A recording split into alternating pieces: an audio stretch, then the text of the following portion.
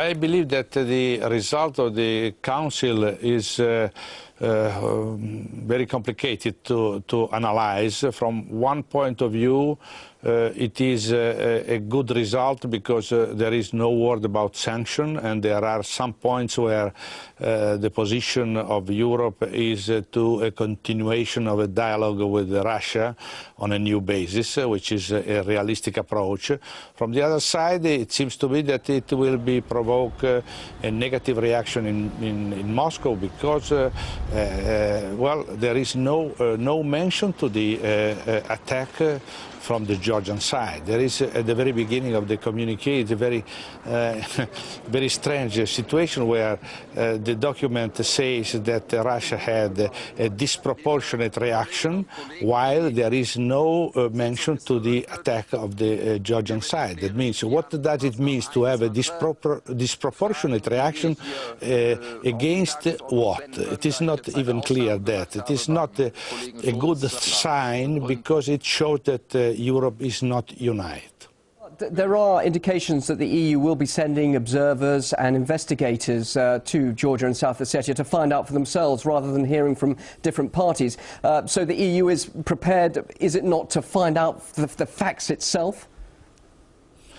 Well, I believe that the idea to send observators is very good. I believe that the best idea would be to send observers in the Russian side and in the Ossetian side, so they can have a real balance of opinion. Observations and even interposition forces will be very useful to avoid any provocation, which is always possible. I'll ask you about the next round of the EU-Russia partnerships talks. That has definitely been suspended. That is certainly a consequence of yesterday's summit. What are the implications for both parties here? Well, the suspension of the negotiation on the partnership is limited, it seems to me. In the text is until there will be a clarification on the real position on the ground of the Russian forces. There will be the meeting the 8th of September. After that, I believe that this question can be resolved because the majority of the European, well, the majority, I will be precise, the European Union partners, more important, I should say, for dimension, Germany, France, Italy, Spain, Greece, and so on, they are against the suspension of the negotiation with Russia on the partnership. That means the text of the communiqué is a compromise which will be resolved very soon. I am sure that in the European Union, the majority of the political forces and the big states are for a constructive continuation of the dialogue with Russia. There are other states and other parties which would like to put the situation on course of a confrontation, of a harsh confrontation with Russia. But at today's situation, I believe that they are in minority. But it is clear there has been division in the EU. You mentioned Germany, France and Italy. They want to take a more cautious approach, other countries less so.